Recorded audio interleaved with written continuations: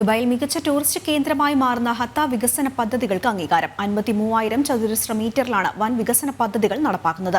Dubai കിരീടാവകാശിയും executive council ചെയർമാനുമായ Sheikh Hamdan bin Mohammed bin Rashid Al മക്തൂമാണ് ഇതുമായി ബന്ധപ്പെട്ട അംഗീകാരം നൽകിയത്.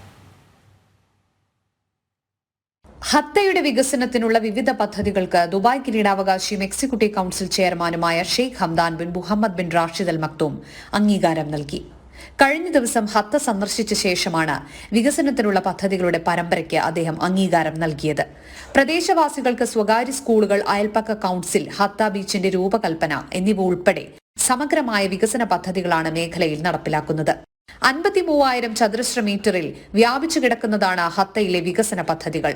കൃത്രിമ തടാകം, വിനോദ കേന്ദ്രങ്ങൾ എന്നിവ ഉൾപ്പെടെ 10,000 ചതുരശ്ര മീറ്ററിലാണ് ഹത്ത ബീച്ച് വികസന പദ്ധതി നടപ്പിലാക്കുന്നത്. കൂടാതെ ഹോട്ടലുകൾ, റിസോർട്ടുകൾ, പ്രദേശവാസികൾക്കായി മകാൻ ഏരിയയിൽ 235 വീടുകൾ, ഹത്ത ഡൌൺ ടൗൺ എന്നിവയുടെ നിർമ്മാണവും പദ്ധതിയിൽ ഉൾപ്പെടും. 70 വാണിജ്യ യൂണിറ്റുകളും മറ്റ് വിനോദ കേന്ദ്രങ്ങളും ഉൾപ്പെടെ 1,46,000 ചതുരശ്ര മീറ്ററിൽ വ്യാപിച്ചു കിടക്കുന്ന ഹത്ത സൂഖിന്റെ നിർമ്മാണം ഉൾപ്പെടുന്ന ഹത്ത മാസ്റ്റർ ഡെവലപ്മെന്റ് പ്ലാനിന്റെ ആദ്യഘട്ടത്തിന്റെ നടത്തിപ്പും അദ്ദേഹം വിലയിരുത്തി. ഹത്ത പൈതൃക ഗ്രാമത്തിൽ നിർമ്മിക്കുന്ന മറ്റ് ആകർഷണങ്ങളും ലീം ലേക്ക് ഏരിയയിലെ മറ്റ് വികസന പദ്ധതികളും മേഖലയിൽ നിർമ്മിക്കുന്ന 330 നിക്ഷേപ അവസരങ്ങളെക്കുറിച്ചും അദ്ദേഹം ചോദിച്ചറിഞ്ഞു. മറ്റ് സ്ഥാപനങ്ങളെ കൂടി ഉൾപ്പെടുത്തി സുപ്രീം കമ്മിറ്റിയുടെ മേൽനോട്ടത്തിലായിരിക്കും ഹത്തയിലെ എല്ലാ വികസന പ്രവർത്തനങ്ങളും പൂർത്തീകരിക്കുകയെന്നും അദ്ദേഹം പറഞ്ഞു.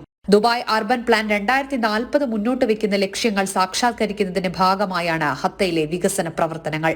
ഹത്ത ബീച്ച് പദ്ധതിയുടെ രൂപരേഖയും സ്ഥലവും അദ്ദേഹം അംഗീകരിച്ചു. ജനം, ദുബായ്.